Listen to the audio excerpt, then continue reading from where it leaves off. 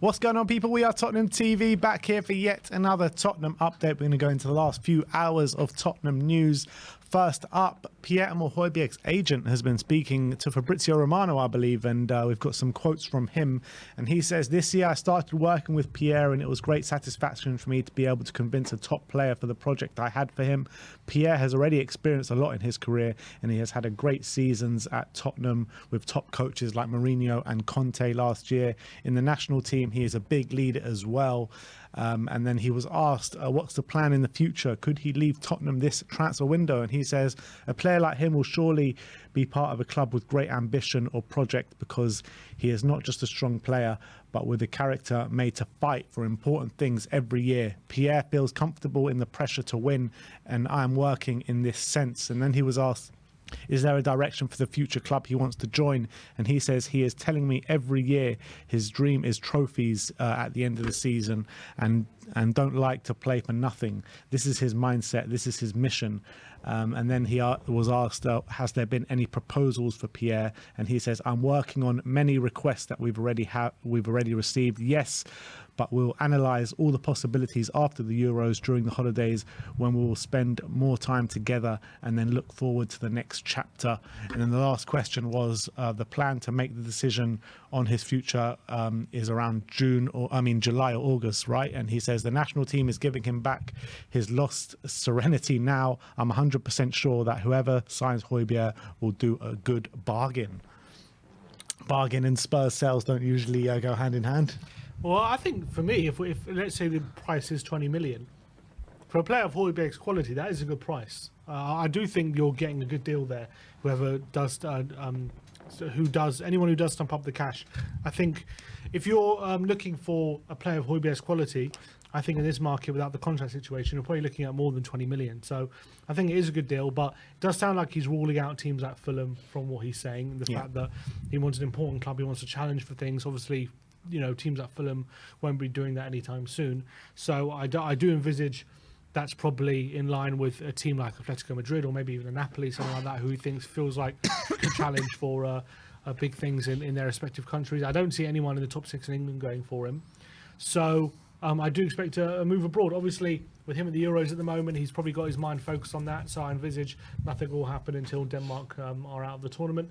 But it's no surprise given his comments there, the agent, because he wants to get the ball rolling. Hojbjerg needs to find a new club during the summer. It's interesting. He says he says I always had a good season at Tottenham and things like that, and then goes on to say the national team is giving him his serenity. I'm assuming that means he's giving him his his feeling back, his responsibility back, kind of thing. He didn't say that he's had a good season at Spurs. He says he's had good seasons at Spurs under managers like Mourinho and Conte. Okay, that makes more sense then. And I think he was good, especially under Conte. I thought he was very good. One of our best players, I would say, that season when we got to top four. He was brilliant. And even the season where Conte got sacked, he was brilliant in that season. So I think if any team can get him back to that level of performance, I think getting a very good player. Yeah, and it's no kind of surprise to me that the likes of Jose Mourinho and Antonio Conte are after him this summer.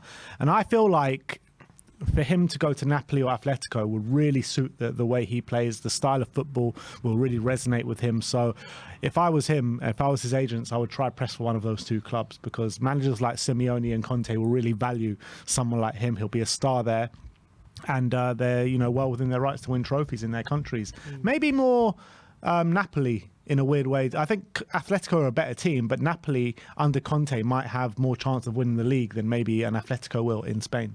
Considering not in Europe, you know what Conte's like when they ain't in Europe. Yeah, so if I was him, maybe I'll press towards that Napoli deal if they could do a deal with Spurs.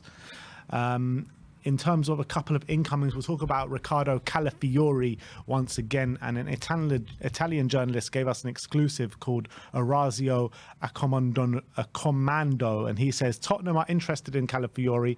Spurs have asked Bologna and the defender's entourage for information on the player, which Juventus have already been talking to some time. Juventus are still leading the race, but watch out for a possible rich offer from the English side.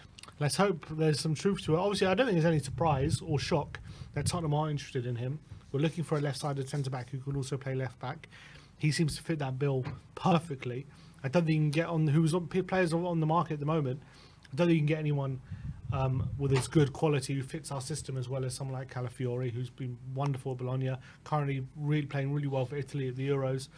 Obviously, Juventus being in Italy, a team apparently Calafiori really wants to join. It's going to be hard to kind of compete with them. But maybe if their financials aren't working out, and maybe if they drop the ball, we can be the first ones to swoop in, and that'll be brilliant. Yeah, you would think that a team from the Premier League, even if that we didn't have Europe last season and we don't have Champions League this season, you would think that we could maybe swing about our financial muscle a bit more than maybe a team from Serie A, even though Juventus, have been one of the top teams in Serie A for the past years. Were they in the Champions League last year, Juventus? No. They weren't, were they? But they are in it next year, aren't they? Yeah, they are in it next year. So look, even so, I do think that we would probably have a bit more money to throw about than Juventus, but it doesn't always just come down to money. It depends on if Calafiori wants to stay in Italy, if he feels like coming to England and testing himself in the Premier League. But on a quality perspective, he is exactly what we should be looking for. What a player he is on the ball. He's absolute magic, really good defender as well. And he blew me away in that Italy game, in their first game in the Euros. I thought he was absolutely brilliant. So if we can get a deal over the line for him and steal a march over maybe some of the other English teams that will be looking for him, Juventus and the like, I think will be a very lucky team. Whoever he goes to will be a very lucky team because he is a sensational footballer. Let's talk about Ivan Toney now. Publication called Transfers.com say that Tottenham have reached an agreement on personal terms with Ivan Toney. However, Brentford have rejected Spurs' opening offer of £40 million. Toney's valuation is £65 million, but it is understood that a £55 million proposal would secure the deal. Not sure how reliable they are. Michael Bridge did reply to that tweet saying there is no truth to that whatsoever, but we don't know how reliable that is either. True. I don't believe we've actually made a bid. I'm not surprised that the personal terms are being discussed, because obviously when you're interested in a player, usually through the back channels you get a feel of how interested they are in coming to you, and they've probably discussed what kind of wages you would expect, that kind of thing. I don't think personal terms would be a big problem once Toney comes to Tottenham, but obviously, with the year left of his contract, the big sticking point is what are Brentford going to be holding out for? What are Tottenham expecting to pay? We saw with the Raya thing that there was a big gap in valuation, and we ended up moving away from the deal.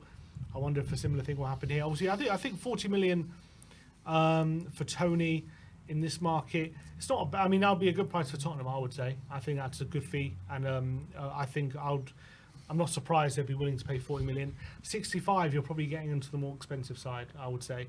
And I'm not sure if that would be a good deal. I don't think it's too bad, but I think probably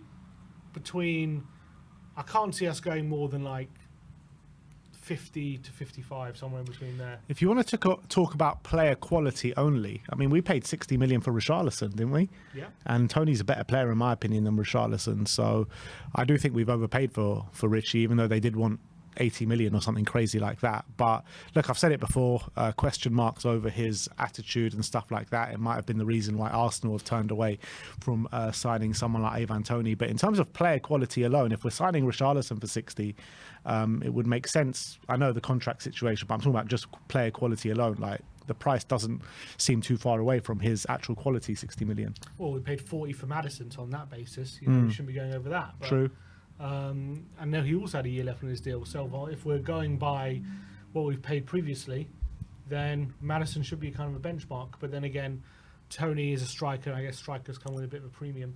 I do think no one's going to pay. If they're looking for 65 million, I can't see anyone paying that.